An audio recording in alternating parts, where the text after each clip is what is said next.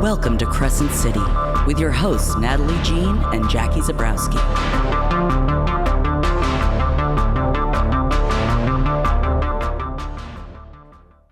It's really the sides. This wig needs the sides to be shorter because I think it's like a little bit more faux hockey if it's shorter in the back and not poofy.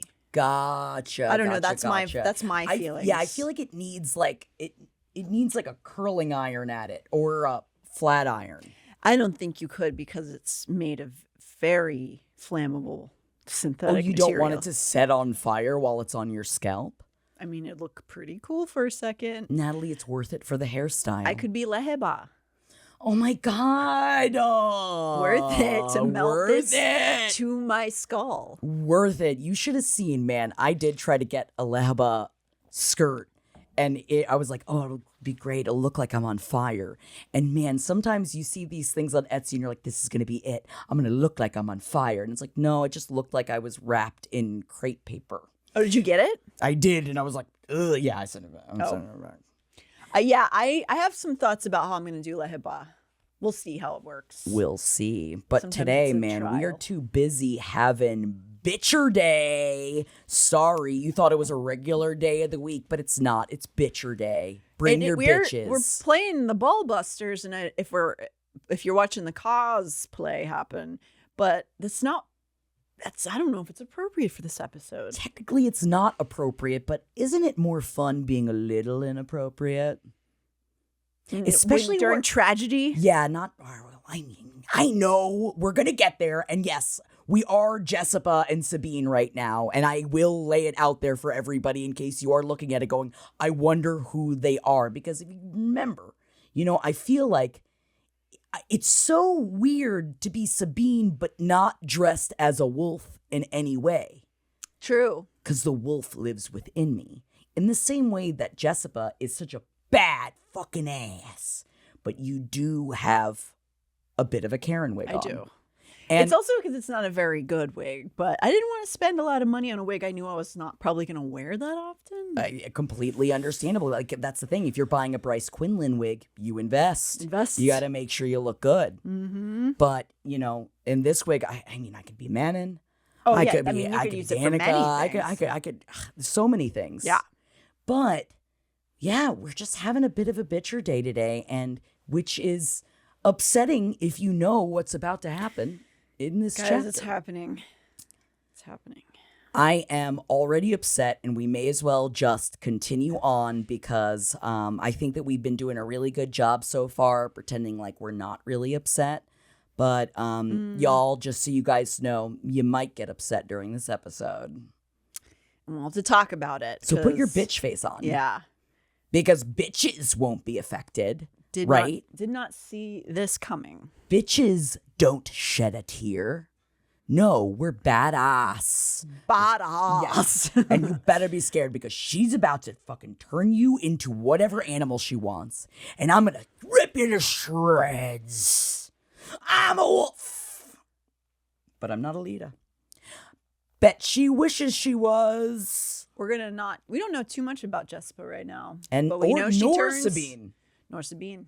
But we were both excited to dress as them because they're also really hot. And it's remembering, the beautiful world of Crescent City. Everybody's really hot. Sure. No matter, I like that, like, it doesn't matter what they are, however they show up, they are very, very attractive.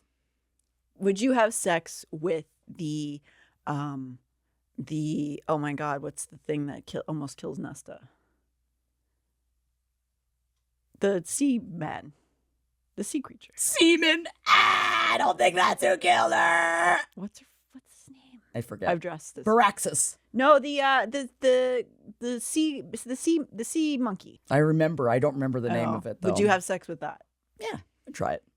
If it promised it wasn't going to kill me. And I said, look me in the eyes. You better promise you're not going to kill me. Do you promise? Okay. No, my brain is so fully invested in both Crescent City and Throne of Glass right now, it's almost as if ACOTAR never happened.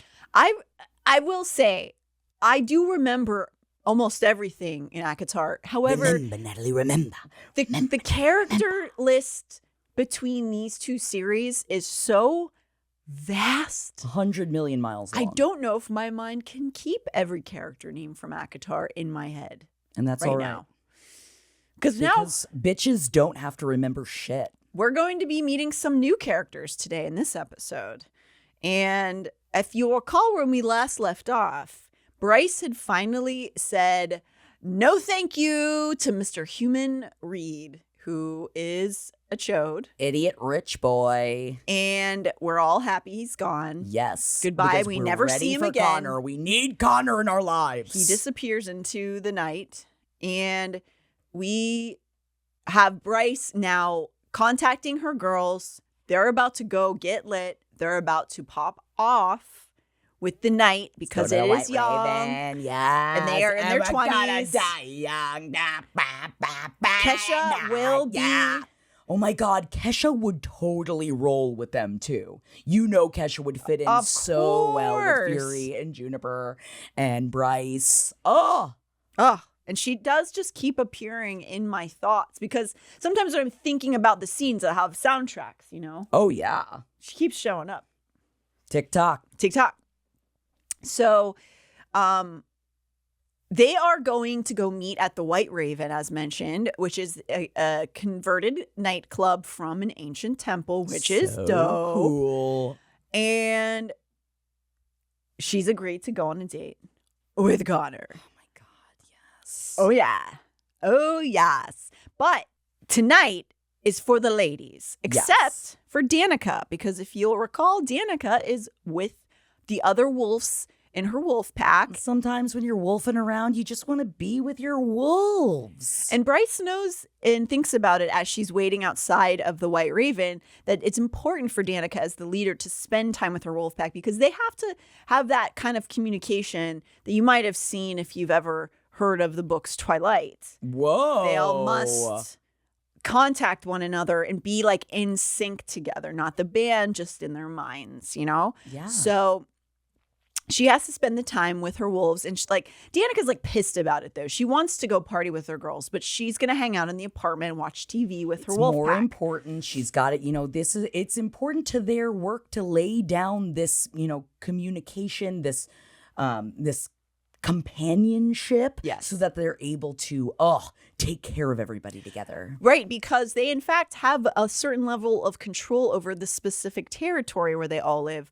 And Bryce thinks about how she's not sure why things are set up this way, but where she is, wolf shifters are sort of the protectors of their land. But also there's other lands that are protected by lion shifters and tiger shifters and falcon shifters, like all across the world of Midgard.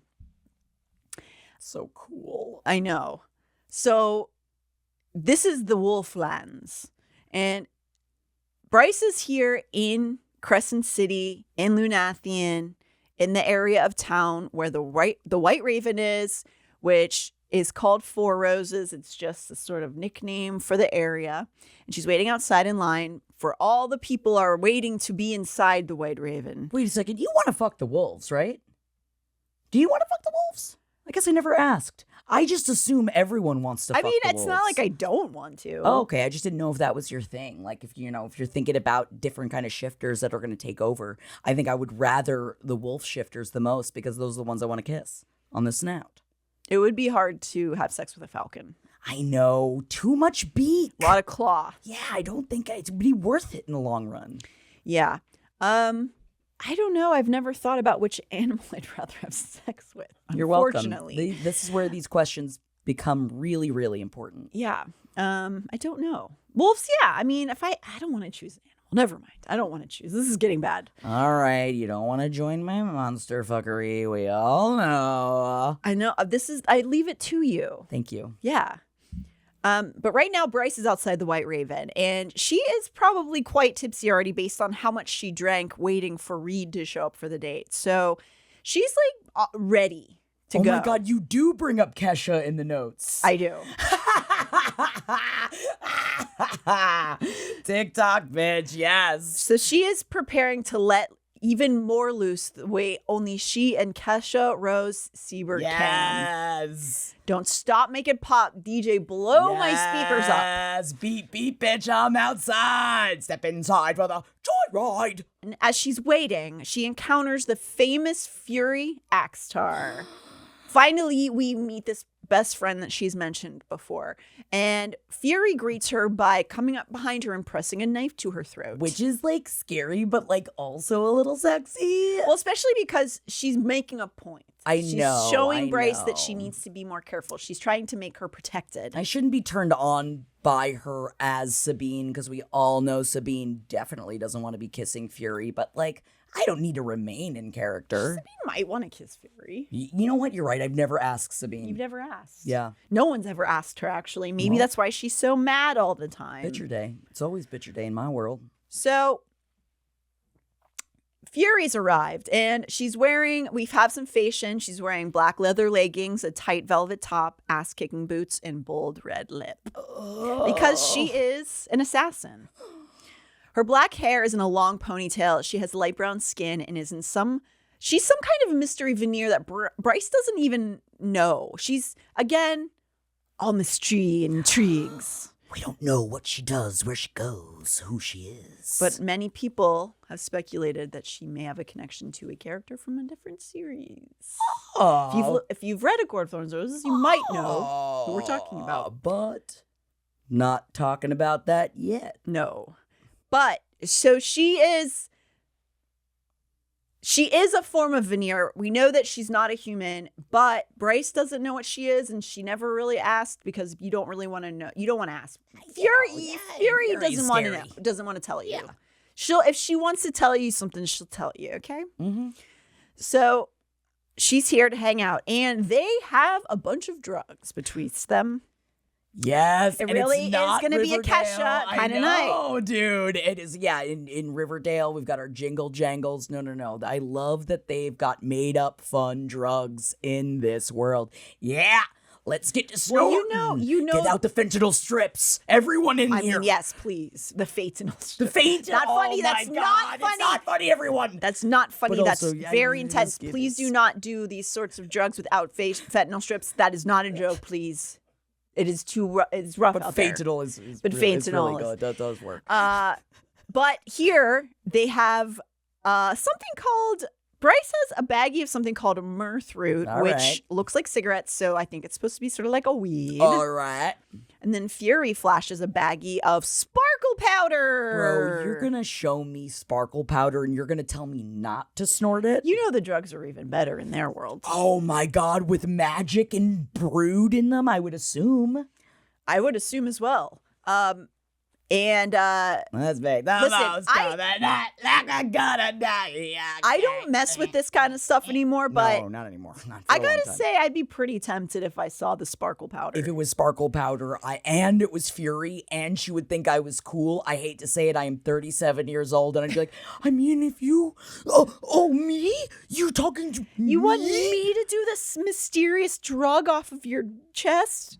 Oh God! I just assumed she would like put a line on her boob. Yeah, or like down a big knife she's got, you know? Like, I think that's, and I'd be like, you're scary, and I like it. Yeah, I think you're right. It would be a knife.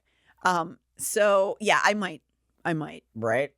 But Bryce wants to know if she doesn't exactly know what this powder is at first, and she asks if it's something that she calls synth because Bryce was offered it by somebody else earlier. And Fury very quickly tells her to stay the fuck away from that it's really bad shit.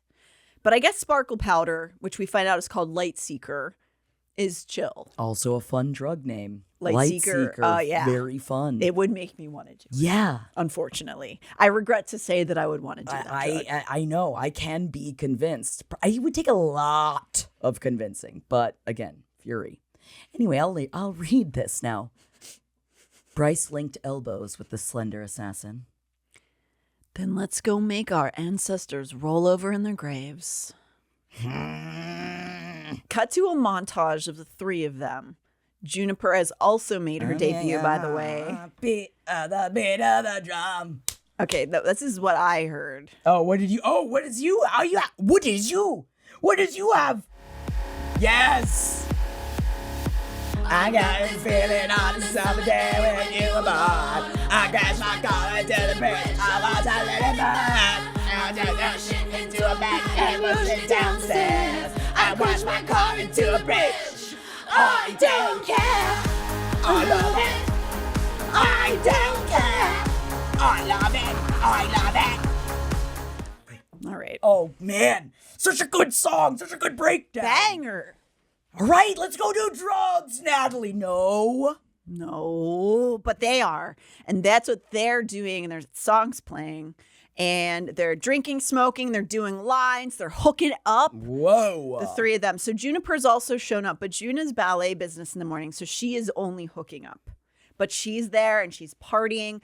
Bryce is thinking accurately, in my opinion, that even though she has agreed to a date with Connor, she doesn't owe him anything that night. And so she's going to do what she's going to do, you know? She's going to do what she's going to do. Bryce reduced herself into the pulsing beat of the music, to the euphoria glittering through her blood faster than an angel diving out of the sky, to the sweat sliding down her body as she writhed on the ancient dance floor. She would barely be able to walk tomorrow, would have half a brain, but holy shit, more. Life was good. Life was fucking good. And she couldn't goddamn wait to make the drop with Danica and do this until the earth crumbled into dust. Yes, been there, man. Yeah, dude. Yeah, I've had a couple of drugs before. Yeah, I've had a drug or two in my time. But, you know when you're in like I don't know if you like going to dance parties or anything, but like when you're in that moment, you're just like the euphoria is hitting you the right way. And you're just like, this is going to be like this forever. Yes. Yeah, I've attended a couple of raves in my day. So she's vibing. She's covered in sweat. We know the feeling, euphoria. But the thing about euphoria is that it doesn't. Not the show, because that makes you sad. Yes. But also, euphoria doesn't last in real life either. And when it ends, sometimes tumbling down. It ends with a crash. I think it usually ends with a crash. Yes, it usually does, That's unfortunately. the problem. That's why the drugs actually aren't great. Yeah. For hours, she dances and lets joy take her over in her body. But the hours move on and the bar closes down. And soon she finds herself walking back home in the wee hours. She's still 3 sheets, but she stumbles her way back to the front door of her building, still smiling and fantasizing about Connor. Because when you're high as a kite, the hesitation about what such a momentous partnership would mean fades away. The anxiety about screwing it up dissipates. Yeah. And all you're left with is hope and excitement. Yeah, it's the magic. It's the magic of falling in love. And of course, the lust. Yeah. And she's definitely lusting after Connor in her thoughts as she clumsily figures out the way past her front door, even if it took her an embarrassing amount of time to recall the door code to the outside entrance. Man, thank God they didn't have the doorbells that have the cameras on it now. Can you imagine in your 20s having one of those? Seeing yourself come home at the end of the night? I don't want to know. Maybe it would have helped. Yeah, maybe it would have stopped it many years earlier, or it wouldn't have. You know what did sort of help, or at least make me feel bad about myself, is back when I was in college, Facebook was the thing. And people didn't just, on Facebook, people didn't just upload choice photos like on Instagram. No. It was like they did photo dumps of whole 40 pictures from the night. And, it would just, as the hours went by the end of the party, you're just like, your eyes are like,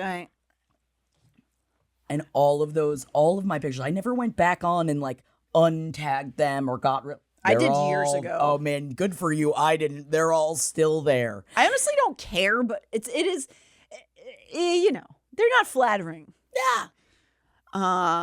It's just a lot of head tipped over. A lot of sweat. Yeah. A lot of unfortunate faces being made. You that forget sort of how thing. much dirtier you are at the end of a night like that. And then you Yeah. see a picture and you're like, why was I covered in sticks? Yeah, like what is this green dust all over me? Where was I? Who knows? Did I fall into some sort of vat? I don't know what And then happened. you pick yourself up, you dust yourself off, and you start back over again. Really, I really did start back over again a lot. Every day. But she made it home. She made it. Bryce has made it back to her building, and she's thinking about Connor and about how they met freshman year shortly after she and Danica had become undetachable. And now she felt ready for that big step finally. You know you're ready when you like fall in love with someone, realize you love them back, and then go out and do a bunch of drugs and hook up with a bunch of strangers. That's when you know you're ready to grow up and to like start a very stable relationship. It was a last hurrah. It's she was having You're right, a hen you're party. right. Even if it was just the light seeker doing the talking, she felt ready. She thinks fondly of Danica and how much she's going to tease her for missing this epic night out while she sat around with the wolves watching boring TV. She leaves her cheap heels at the front entrance and she stumbles like a newborn pony through the foyer up into the first flight of stairs. The lights need replaced in this junky apartment building, so she imagines she must look like a fool while feeling her way through the dim hallway. I'm sure you did. Fumbling through her key ring to locate the right one, to finally be able to open that front door to her apartment, get back to her bed, and collapse face first.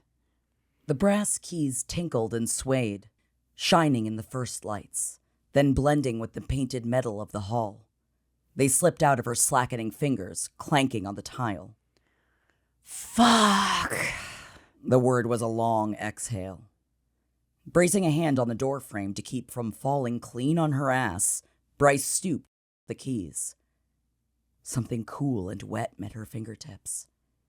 Bryce closed her eyes, willing the world to stop spinning. When she opened them, she focused on the tile before the door. Red.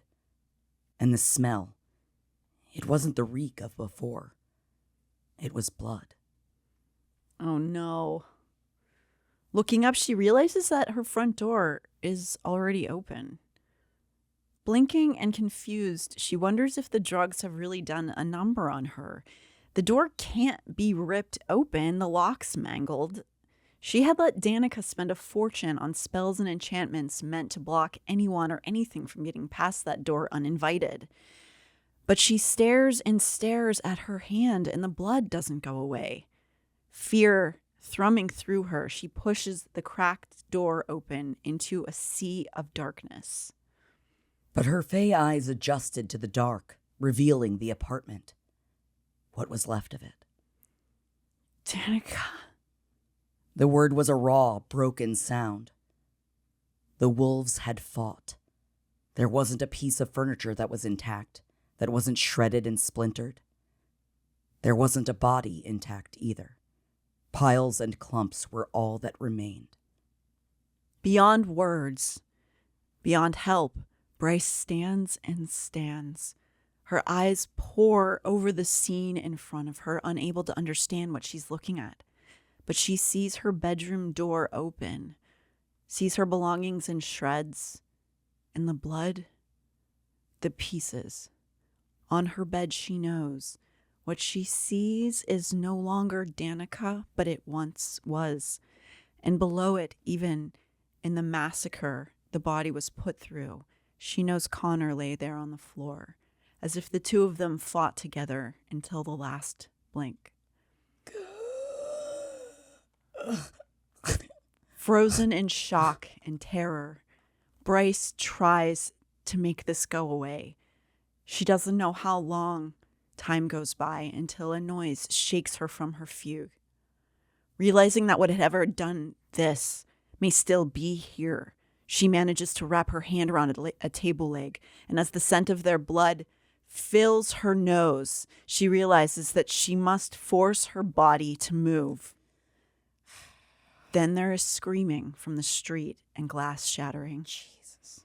Fighting against the dulling from the drugs, she begins to run towards the street to find out what did this to her friends. Still barefoot, she barrels through the front entryway. She sees people on the street gasping and looking towards a nearby alleyway, and she aims for it without thinking. For blocks and blocks, she can only follow whatever this is at breakneck speed, smelling an awful, otherworldly reek coming from whatever has done this. She chases it almost all the way to the water's edge that frames the southern end of the city. As she rounds a final corner, she passes the pools of blood in the alleyway, and she sees it. The thing halfway down the alley. Not Veneer. Not one she'd encountered before. A demon? Some feral thing with smooth, near-translucent gray skin? It crawled on 4 long, spindly limbs, but looked vaguely humanoid. And it was feasting on someone else. Shit, dude. I just needed to, let you read it. I was like, I can't, don't make a joke. This is not a time for a joke, because did I have to go back and read this scene multiple times? I was so shocked. I was too. I was so not shocked. expecting, because she builds this up really well. So well. To make you think that this is the main cast of people you're going to be with. And it's not. They are all killed. Everyone in Bryce's life. I was already shipping Bryce and Connor. I was already, I love love. I was levitating as I read it, and she's thinking about him, and she's that, and also dealing with all of this while being hammered out of your gourd and coming down off of a bunch of drugs. Yeah. Good Lord, all of her friends. Yeah. Her best friends. I would say, outside of Fury, Juniper, I would say in that moment, maybe it would be better to be on a bunch of drugs, because you can disassociate. The pain from running and all of that, you wouldn't feel any of it. And maybe the adrenaline would push you to try to chase down whatever did this.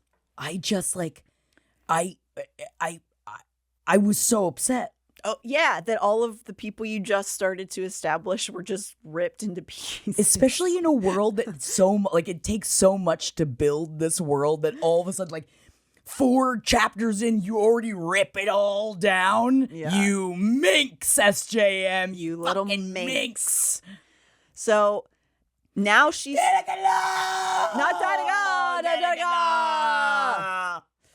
So Bryce has now witnessed the bodies of her best, closest friends, and she is chasing this creature through the city, and she's found it. This thing, this really scary, creepy sounding thing, is feasting on, she realizes it's an angel. You'll recall, angels are of the governing body in this world, so the angel is not an uncommon sight. It's somebody who she might see on a regular basis. But the thing that is feasting upon the angel is not something she's familiar with. No, and the fact that it can overpower an angel, which in this world, they are very, very powerful. So whatever this, and obviously whatever could rip to shreds a bunch of wolves that are attacking it, I wouldn't be running after this thing. Mm-mm. I mean, she's insane. This is the worst idea. I mean, I also have never experienced that level of grief before, so I can't imagine how I would act. I do think most professionals would recommend, if something rips your family apart, to not follow them on bare feet. Probably not by yourself. Yeah, when you're hammered. Yeah, it's probably not the time. But she's just in a hysteria. She's I can't let this thing escape. Yeah. And also, wouldn't you want to see it? Well, yeah. I want to see what did this? Yeah. And so this thing that she's found is out of place in time in this city. It's not something she would see even in this world of all these different creatures. The angel before her has white wings and is currently being mauled, but she can't see much else about the angel. His face is covered in blood and mangled, and she can't see much of him. In that moment, though, the greatest threat is the hole being dug out of his chest by this creature. Damn. Against rational thought, she just decides to run towards it. She moved, fast like Randall had taught her, brutal like he'd made her learn to be. She slammed the table leg into the creature's head so hard that bone and wood cracked. It falls away long enough for Bryce to see that this creature is eyeless, and its blood is clear like a viscous water. Pretty fun. But it's not deterred, and it seems to only have interest in this angel. So even though Bryce knocks it off the angel, it doesn't go for Bryce. It goes right back to this angel. And as it returns to the feast of the chest of this angel, the dazed and drugged Bryce swings again. And this time the creature, as it's being hit, lunges at her and rips into her upper thigh. Even as she knows that it's bad and she's probably being poisoned. As it leaps for her throat, she gets the table leg that she's been carrying to make contact with its mouth, and it screams. Hell yeah, bitch! And then, suddenly, it's gone, leaping and scrabbling away. The dazzled Bryce tries to clear her thoughts enough to make a choice. Chase after it again or stay and help the angel. The latter groans. Leaning over, she can feel the burning in her thigh and knows there is something very bad coursing through her body right now. Yeah, Lord knows what I mean, just think of how dirty its paws are. I don't want Probably its got claws some kind of toward venom me. in it, you know? Yeah. But she sees the angel's chest wound is bleeding out rapidly. Even if he's already made the drop and has super fast healing, it's going too fast. And so she thrusts her hand over the hole, trying to slow the bleeding. She finds the angel's cell phone and gets a hold of Midgard 911, which is called Crescent City Rescue. It is also just kind of funny, even just thinking about it, like, where would an angel keep its phone? Like, does the angel have a purse? I feel like in my brain, they're not wearing a whole hell of a lot, but I guess maybe I'm just being angelist right now. Yeah, I think you're being, you are sexualizing that angel. Yeah. And that angel is respected. Sorry you dying, but you still sexy. I think a lot of the angels wear suits and stuff because they're like the government. Yeah. Where But do just they put like their wings? But they just wear like this blazer like this, but with just a full chest out. Yeah. Um, Seeing their rippling muscles. Yeah. We're not sexy right now, Jackie. No. Even as she gives the operator their location, even as she's aware she likely has poison in her bloodstream now, the thrum of knowledge of what happened to Danica overrides everything. She stumbles through what she must to get through to the operator, and then she drops the phone. She fights against the drugs as she holds the angel's blood inside him. Man, they're all dead. They're all dead, guys. At the start of chapter 6, But we were falling in love. don't matter no more. I need him. I dream of Connor. And what could have been? You're going to have to go to heaven if you want to see him. I will go to heaven, Natalie. You'll see. Actually, I don't think they have heaven here. We'll find out more about the afterlife in this book. Oh. At the start of chapter 6, we're with the thoughts of somebody new. So we're at a new POV. It's still third person, but it's not Bryce right now. We are, however, still in the aftermath of what's just occurred because this new person is staring at Bryce, who's now slouched over at some kind of police-like station, seemingly just hours after all of this went down, because she's still wearing the same ratted clothes. She's not shoes. She's all beat up. So we understand that this just happened. Isaiah Tiberian is the name of the person we're with. And we get through context that he is something akin to a detective or a cop. He's watching Bryce as she sits inside of something that looks like an interrogation room. He reflects on how he had found her earlier in that alleyway, hysterical and manic. But now she seems broken and drained. God, can you imagine sitting there and being endlessly questioned while all of your friends had just been murdered? No, and they're very, as we'll get into, very mean to her. They are very mean to her. He also knows she's the only witness to whatever has happened beyond that angel. And it seems as though that angel won't be able to be talking tonight. He hears a male's voice behind him and turns, feeling an instinct to go into protection mode, even though he knows that voice belongs to a colleague of his and that they're fighting for the same side. Predator, killer, monster. That's what Isaiah's thoughts are running through as this male approaches him. Oh. Hunt Athalar is this angel's name. Oh. Who strikes such alarm in Isaiah. If you haven't read the book, maybe you can get a sense of how Jackie feels about Hunt Athalar. Isaiah is an angel like Hunt is. But Isaiah has born to be a devil, though. Isaiah has white wings to Hunt's gray. So not all angels have white wings here. Though Hunt is merely asking Isaiah basic debriefing questions about their witness here. What, Bryce, is he taking off his panties? Yeah, I made the joke again. You like it? Do you like it the second time? Every time it's better. Bryce, who is in front of them, neither angel seems to know personally. But Isaiah's thoughts keep returning to why he feels so much fear towards Hunt. Maybe it's because he's so big. I think Isaiah's also big, though. Yeah. And what if they start kissing? Oh no. Oh, no. Oh no, they're so big. They're so upset and they start kissing. There's no Jackie. Not a horny time. Not a horny time. Not I'm sorry. the time, Jackie. I start thinking about Hunt Athalar. It's very difficult for me to not feel horny, okay? So Hunt and Isaiah are they're on the other side of this interrogation room, like those windows, that they have where you can see one side or whatever. And they're watching her. She can't see them. She can't hear them. And they're discussing her and trying to kind of piece together what's gone on this evening. And Isaiah is dressed in a suit and tie like a detective. However, Hunt is in what Isaiah calls a black battle suit. And Isaiah silently wonders where Hunt's skull-faced helmet is. Scary. Which he is famous for. That sounds very intense. I know it sounds really intense. And I know that technically that's very, very scary. But also very badass and very cute.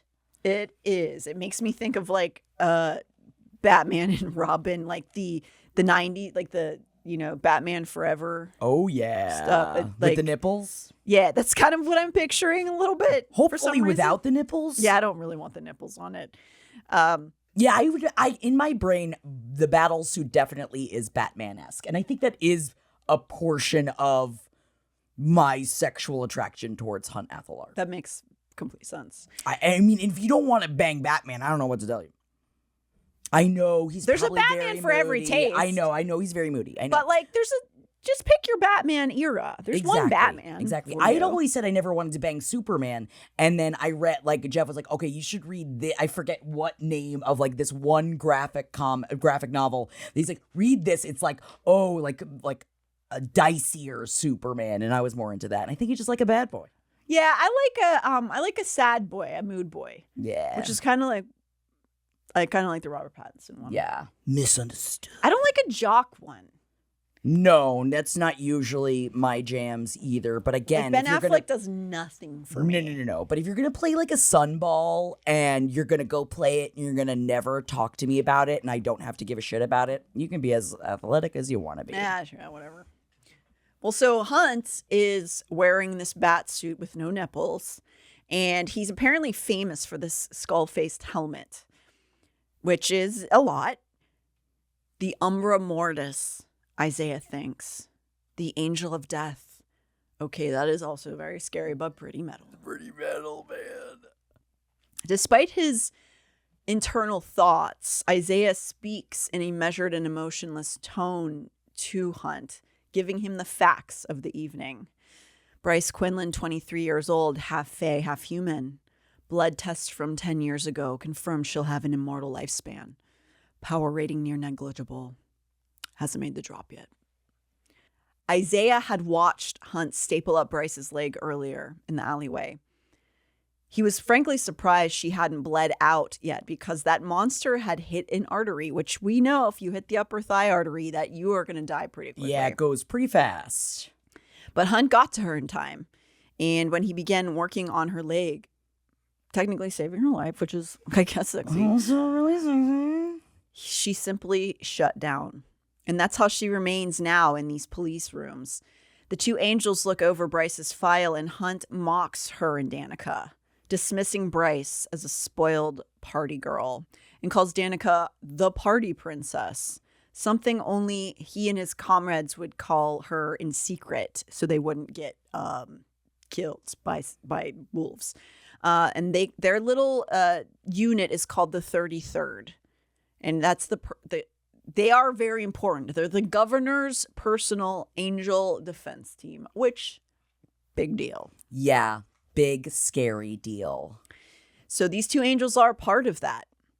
But also it makes sense because on the outside, Bryce does look like a spoiled party girl. And Danica did seem like a party princess. Like, it did seem like she was more interested in partying and having fun with her friends. Oh my God, what is she? Busy being in her early 20s. And didn't want to necessarily, like, give her all towards the pack just yet, because I'm sure she knew soon her entire life was just going to be only pack. So she probably was trying to have a good time. Yeah.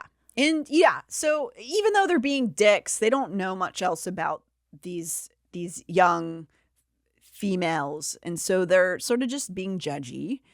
And as glib and cold as Hunt is being about all of this, he and Isaiah are stunned that Danica and her pack have been destroyed. It's not like they're happy about it. No, because also this is very, like, they don't know what this creature is either, where it comes from, It's how obviously it did a big it. threat. Yeah.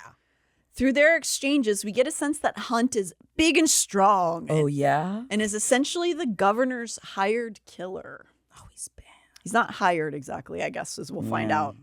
As they mull over what has happened, Isaiah informs Hunt that they have rearrested Philip Briggs, and he is being assumed as the killer. This human dude? I know. I mean, it's kind of a long shot here. I don't know. They never fully seem to offer any sort of theory as to how this human could have procured this creature, or like how he could have killed this like impossible to kill group of people. But I also wonder if that goes to show how often, like, people would so much rather point a finger and have somebody to blame than say being forced to say, I don't know what this is and I don't know where it came from. Truth. Interesting. Truth. Whether it's real or not. So they don't know for sure, but it's being discussed. They think it's probably Philip Briggs somehow, because Danica and her pack were the ones who caught him and put him in jail. And he just got out. And he had just gotten out. Before they can go any further, we're introduced to a character that we've only heard tale of so far. One who practically kicks the door down to the room the two angels occupy. Hey, yeah! It's me kicking down the door. I can't kick up that high or else I'll hurt myself. I'm fine with admitting that. Thank you. Yeah, a sitting down kick injury would be a lot. You would be allowed to judge me if I got hurt while trying to make a funny, silly kick while sitting down. Sabine looked barely older than Bryce Quinlan, with her fine boned face and long, silvery blonde hair. But there was only an immortal's rage in her blue eyes. Where is that half-breed whore? She simmered as she spotted Bryce through the window. I'll fucking kill her.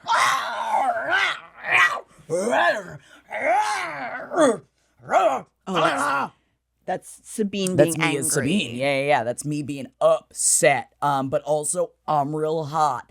And again, remind yourself whenever it's like, I hate Sabine the entire time, but then I forget she's also really hot.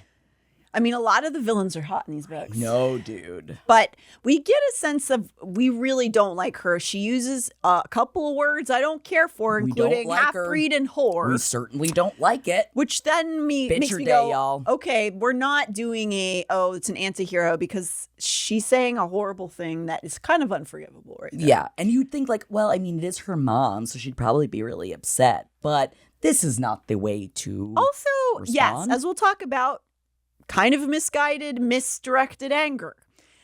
So at this temper, because again, you really think Bryce, like, how?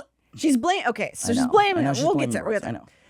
So at her temper tantrum, we see Hunt has his own temper, and it shows via lightning power. Lightning power, lightning power, lightning power. Isaiah observes this and thinks about how all angels were capable of some level of power connected to the sky, rain, wind, etc. But Hunt is the only angel Isaiah had ever known to possess lightning.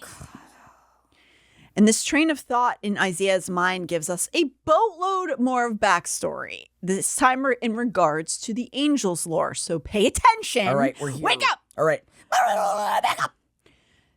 See, Isaiah and Hunt are working together in the 33rd because they are both sort of indentured servants to the government. Oh, cool. Fun. Mm-hmm. They are marked so physically in several ways. One way is that witches in this world are tasked with dampening the power of indentured angels with halo tattoos across their foreheads. A quote, mockery of the divine auras early humans had once portrayed angels as possessing. Interesting.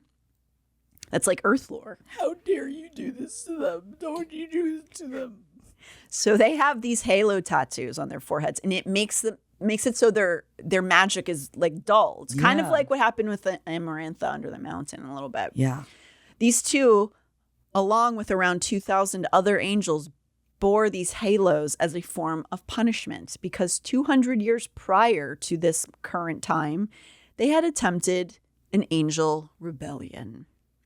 The Asteri had created the angels to be their perfect soldiers and loyal servants.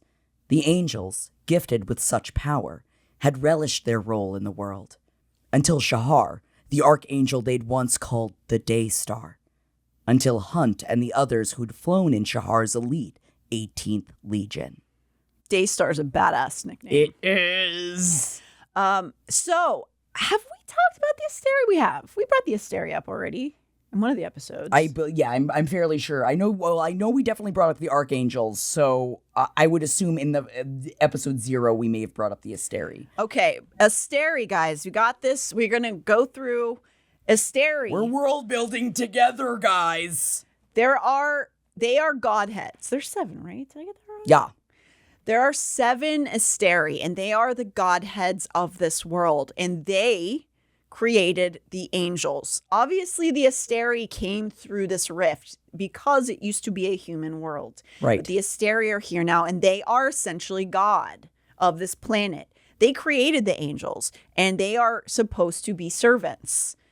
Archangels are the most powerful Astari anointed angels. And so that's the archangels are the ones who are the governors. They run the lands of different areas. The one that runs over Crescent City is Micah.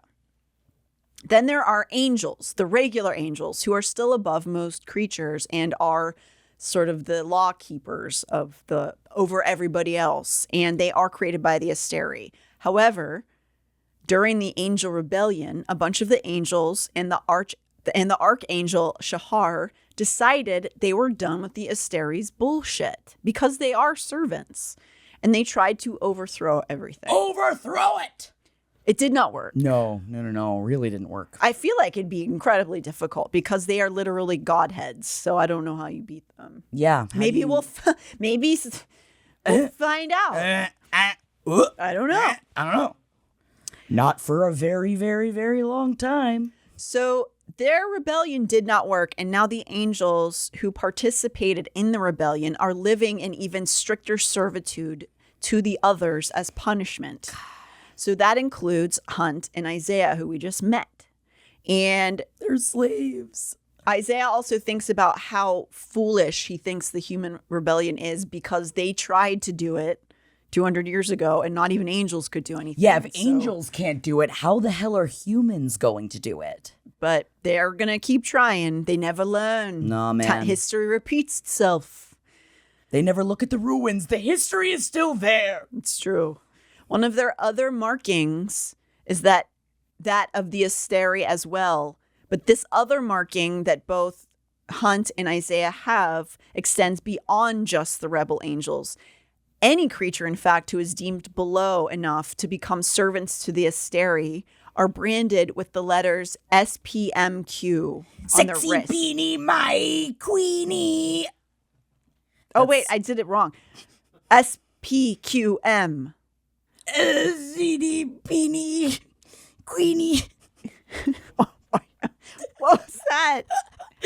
Me trying to figure out what Spaghetti, pomodoro, mozzarella. Please, yes, speak. Question mark. I will say, if you are talking the food of my people, I am always here to discuss.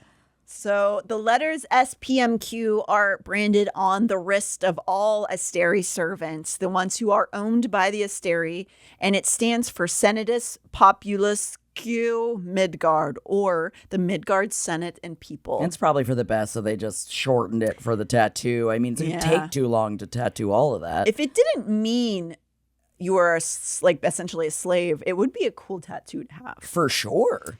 Back at the station, Sabine is fuming, hysterical, obviously because of Danica's death, but strangely more angry than grieving. Because I'm a bitch! It's almost like she feels more slighted than like feeling emotion towards the death of her child. Yeah, nothing. You can tell that she's more upset about like being put out. Yeah, and like the idea that it looks bad. Yes. She blames Bryce for all of this occurring and wants her head. There's no real reason she knows of for blaming Bryce for this. But again, mothers be doing this sometimes. Also, she just didn't like Bryce. So no matter what Bryce was going to do, she was going to fucking hate her. Right. My offspring would never have gotten into this mess without this influence or that harlot. In this case, Sabine screams that Bryce is, quote, a stupid little bitch. We as the reader don't... Lady, we know you. Hey, we got a lot to figure out. This is not helping anything. No. We as the reader don't have any evidence of any of this being Bryce's fault so far. And the two angels also seem confused about why Sabine is blaming Bryce. They try to ask her, but she's not hearing it. She demands to know everything that's gone down, and as a powerful head of the Wolf Clan, she technically has the right to know. Although interesting that she wasn't asked to be the next pack leader, but we don't need to talk about that right now. Oh, interesting. We'll talk about that in the book a little bit more, but yeah, she wasn't going to get that title? Maybe, again, too much of a bitch. I've got bitch's disease. Sorry. But who was going to be? Danica. Danica. Interesting. As this argument pursues, the Angel's colleague, a wraith named Victoria, that we learned from Isaiah's thoughts is named Victoria, enters the interrogation room with Bryce. So now they're all sort of watching Victoria enter this room where Bryce is just sitting in a stunned state. Victoria apparently was also part of the Angel Rebellion as some other creatures joined in, so she is the same as them. They all stop to watch. Victoria tries to get through to Bryce, but Bryce appears to be catatonic at this stage. Oh, God. I feel so bad for her. I know. The angels convince Sabine to go upstairs to fill out paperwork, and she's still in a rage, so they want her out of there. And then the two angels watch as Victoria tries and fails to pull any information out of Bryce. As they watch, Isaiah comments that for all the bluster from Sabine about how Bryce is such a bad influence, Bryce, in fact, only had one infraction in her file for indecent exposure, which he mentions was because she was hooking up in public. You know, sometimes it happens. Don't get caught. Danica, on the other hand, has a huge record predating her knowing Bryce by years. Interesting. Mommy has a lot of decisions she's made over who made whom bad, whom made whom a bad girl, and you should own daughter. But you know what? Let's be real. She didn't really like her own daughter either. No, she doesn't like the appearance that her daughter could be the bad one. She doesn't care about her. In my opinion. No, but like, look at how hot I am. I mean, how could you care about your kid if you were that hot? I mean, honestly. Right? So Isaiah figures it's much more likely that Danica was the influence on Bryce and that Danica had quieted down quite a bit since buddying up with Bryce. Oh, interesting, Mummy. As they try to pry the lid off of Bryce in this moment, Victoria begins to scroll through Bryce's texts trying to get her to speak. And these texts are on some kind of projector, so everybody in the precinct can read them. Ugh. It's in these texts we learn a painful truth. The text from that night that they're reading through, that while Bryce was partying it up, Danica was texting her over and over. The show's over. Where are you, assholes? Why aren't you picking up your phone? I'm calling Fury. Where the fuck is Fury? Text after text. God. Where are you? I'm coming. We're bringing Connor. And it ends with Danica telling Bryce that she and Connor are coming out to find them. But Bryce didn't see any of these.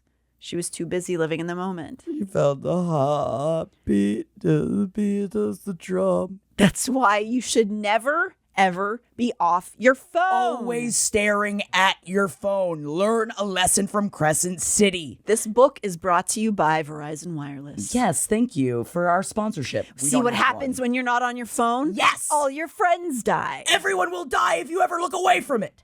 I'm going to say, as someone that does have an anxiety disorder, it does make me terrified of ever, putting my phone on Do Not Disturb. It makes me fruitfully terrified because, what if I just look back? And even just if I'm not looking at my phone for a while, if I'm, running late, even that would, end my mental capacity. No, I get it. This will probably not happen, though, if you don't look at your phone. Do you think so? I hope not. And then Victoria does something so cruel. I don't know why they would do this. Maybe I think they were trying to spurn her into saying anything she knew. But obviously she didn't know anything. So the surveillance cameras in her apartment building didn't work, but the audio did. And so she plays the audio of all of her friends being mauled to death. Why would you do it? I mean, yeah, you guys gotta listen to it to go, figure out what happened. I'm glad you have the evidence. But why would you play that for her? To what end, Victoria? Why do you think this would help you and your cause? I'm sorry, but this was insane. And this does succeed in breaking Bryce out of her catatonia. Good for you, Victoria. Do you feel good about yourself? But all it does is then make her flip the table and start freaking out because she just had to listen to her friends being murdered. Hunt screams for Victoria to turn the audio off. Bryce vomits all over herself and crumples into a ball. God. Way to go, Victoria. Hunt walks towards her and tries to comfort Bryce. All that Bryce says is that she wants to go home. They get a message from Naomi, the 33rd's captain. She's to be released. It turns out Rune Danan, a higher up in the Fae realm, has made claim to Bryce, as she is a half Fae in the House of Sky and Breath. And they basically say, Rune says she can't stay. She needs to get out of here. And the Fae are pissed that they weren't informed that this happened. Bryce is informed that she can leave, and without another word, the still barefoot Bryce begins to shuffle out of the room, as if being summoned. A dark-haired Fae male burst through the interrogation room door, even with a silver hoop through his lower lip, even with one side of his long raven black hair buzzed, even with the sleeves of tattoos beneath the leather jacket. There was no disguising the heritage the strikingly handsome face broadcasted. Rune Danan, crown prince of the Valbarian Fae, son of the Autumn King and the current possessor of the Star Sword, fabled dark blade of the ancient star-born Fae. Proof of the prince's chosen one status among the Fae, whatever the hell that meant. So, Rune Danan, crown prince of the Valbarian Fae. Yeah. Gimme. Whoa. That, by the way, is Jackie, not Sabine, because Sabine is not expressed. Sabine wouldn't feel that way. No, that was purely a human female reaction to what Rune Danan looks like. So that's a whole another bunch of titles. So you guys all have that underneath your belt? Yeah, right. You got Star Sword, Crown Prince of Valbarian Fae, great. Autumn King, great. You got it. Yeah. So a lot of shit, okay? I almost feel like I need to make lists. There probably are some really cohesive lists already. Oh, there are actually. We used some of them for our stream before. Yeah. Maybe I'll find those again. But Rune is a Fae. He's he's the crown prince of the Valburin Fae. He is the son of the Autumn King. And he has the Star Sword, which is a fabled blade of ancient Fae. But interesting, Natalie, the Autumn King. What are we, in ACOTAR? A lot of us who read ACOTAR will probably feel like that sounds familiar because there are seasonal courts in ACOTAR. We haven't heard of seasonal courts here. No. But Autumn King, that can't be a coincidence, could it? I don't know. Wonder if that will have anything to do with anything. Not only... Probably not, guys. Probably I just dash it, it probably's got nothing. You probably just forgot. Yeah. So Rune busts in the door and he demands to know where Bryce is, calling her his cousin. Interesting. Cousin, you say. Okay. So the Crown Prince Rune is cousins with Bryce. There is immediately tension between Rune and Hunt, and it turns out that they themselves have a history of kissing, only in my brain. Yeah. Again, all of these things, all the kissing that I want, I know I need to leave my horniness at the door. They do hate each other, and that could be because of unrequited love. Kissing. And Isaiah attempts to calm the situation as Rune berates them for letting Briggs do this. They try to question Rune about Bryce, but he shuts them down. They keep their exchange brief, and Rune storms out to go after Bryce. When Rune leaves, the angels reveal that they've managed to get a tracking device inside of Bryce via the water glass she drank out of. Oh, it's like, can't you just put a tail on her? You gotta put something inside of her, you creepy angels. Like put it like a foxtail on? Yeah, watch that ass sway and sway. No, I meant like a police. Oh. Police words. But again, I bet she'd look great with the tail. Oh, I'm sure she would. She has this magic thing inside of her now, and it will be inside her for 3 days. They mull over what the creature was that did all the damage to all of these creatures. They also are flummoxed. They have no idea. They don't understand how it could be Briggs, and they don't know how to find this creature that has disappeared suddenly. And they know she didn't do it. Yeah, and as the chapter ends, they mull over what they're going to do next. Then we're on to chapter 7, and we're back with Bryce, alone at the foggy shore of a section of town called the Bone Quarter. It's really difficult not to go, because the Bone Quarter sounds awesome. I mean, it does sound cool, but it's very spooky because it has something to do with what happens when these creatures die on this planet. Yeah. So we find her at this shore all alone. And through her thoughts, we gather that this is almost a week later after all of her friends were killed. And she's been staying in a hotel room with her mom, just trying to kind of survive. And it seems as though it's not only Sabine who is blaming her for this. She thinks back on a voicemail she had received from Ethan. Because not all of the wolves were murdered. That's right. Ethan wasn't there. He had left. Younger brother Ethan, if you remember. Don't come to the sailing tomorrow. You're not welcome there. So that is rough because we've learned from the earlier chapters that Ethan was kind of like her second best friend after Danica. And now it seems as though Ethan is also blaming Bryce for not being there for Danica. And it's not fair. It's not fair at all. It's not fair. Yeah, she was out and getting hammered and she didn't answer the text, but it's just like, I know if you're that grief-stricken, I'm sure you have to put your anger somewhere. Right. And a lot of times during something that's like that traumatic, a lot of times it does get pushed onto other things that maybe it's not fair. So the sailing is a ritual that occurs in Crescent City. I'm not sure what happens across the entire planet, but for Crescent City, when the people of the city die, the dead are sent across this river at the southern end of the city to the bone quarter. And there's a sailing ritual that happens. So like their version of a funeral.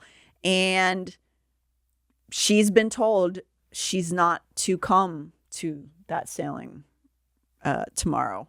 So she's been rejected by the people left, even though she was the closest with Connor and Danica and friends with all of the other wolves. She has now been shunned by those remaining. The whole pack. So she decided, it seems, that she was going to come to the bone quarter to say goodbye to Danica in the only way that she knew how. And we don't know in this chapter what it is, but she has come to give her one last thing. And she's basically on her knees in front of this figure with this thing and this request. And we don't really learn what it is. The creature that dwelt in the mist emerged, and even the river at her back trembled. Bryce opened her eyes and slowly lifted her gaze. And that ends part 1 of this book. So we have just gone through an intro of a bunch of characters, their complete destruction, and now we're realizing this was almost like a prologue to the actual book. Part 1, and now we're getting into the meat of this book. And so part 2 is going to start next episode, and we're going to see where we are with Bryce, how she is, and like what her life is going to be now that and everything is gone. I'll follow that ass anywhere. Thank God she has a great ass. Or else I'd stay at home. Sometimes it helps, it can help or hurt, I think, if you have a fantastic ass. Probably people don't treat you very respectfully, but also like... It's probably nice to sit down. Yeah, you got some cushioning. People buy you drinks. Yeah, if you don't want them. I don't know. I got little butts disease. Little butts disease? Little butts. Trying to make it big.